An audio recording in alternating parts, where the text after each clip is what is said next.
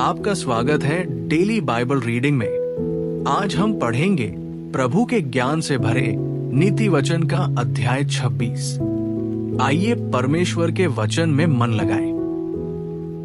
जैसा धूपकाल में हिम का और कटनी के समय जल का पड़ना, वैसा ही मूर्ख की महिमा भी ठीक नहीं होती।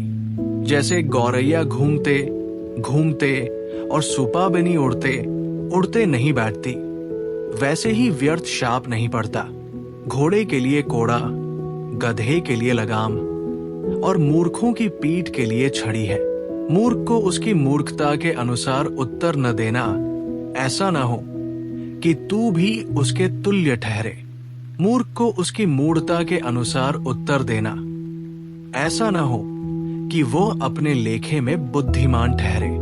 जो मूर्ख के हाथ से संदेश भेजता है, वो मानो अपने पाव पर कुल्हाड़ा मारता और विष पीता है। जैसे लंगड़े के पाव लड़खड़ाते हैं, वैसे ही मूर्खों के मुंह में नीति वचन होता है।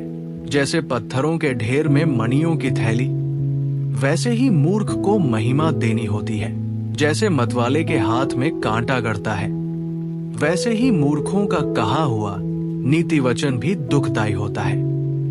जैसा कोई तीरंदाज जो अकारण सबको मारता हो, वैसा ही मूर्खों या राहगीरों का मजदूरी में लगाने वाला भी होता है।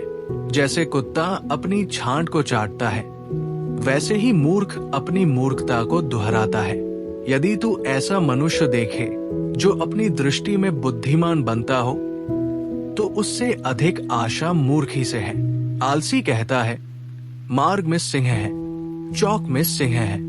जैसे किवाड़ अपनी चूल पर घूमता है, वैसे ही आलसी अपनी खाट पर करवटे लेता है। आलसी अपना हाथ थाली में तो डालता है, परंतु आलस्य के कारण कौर मुंह तक नहीं उठाता।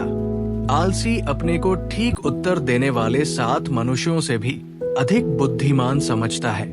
जो मार्ग पर चलते हुए पराये झगड़े में विघ्न डालता है, वो उसके समान है जो कुत्ते को कानों से पकड़ता है। जैसा एक पागल जो जलती लकड़ियां और मृत्यु के तीर फेंकता है, वैसा ही वो भी होता है जो अपने पड़ोसी को धोखा देकर कहता है, मैं तो मजाक कर रहा था।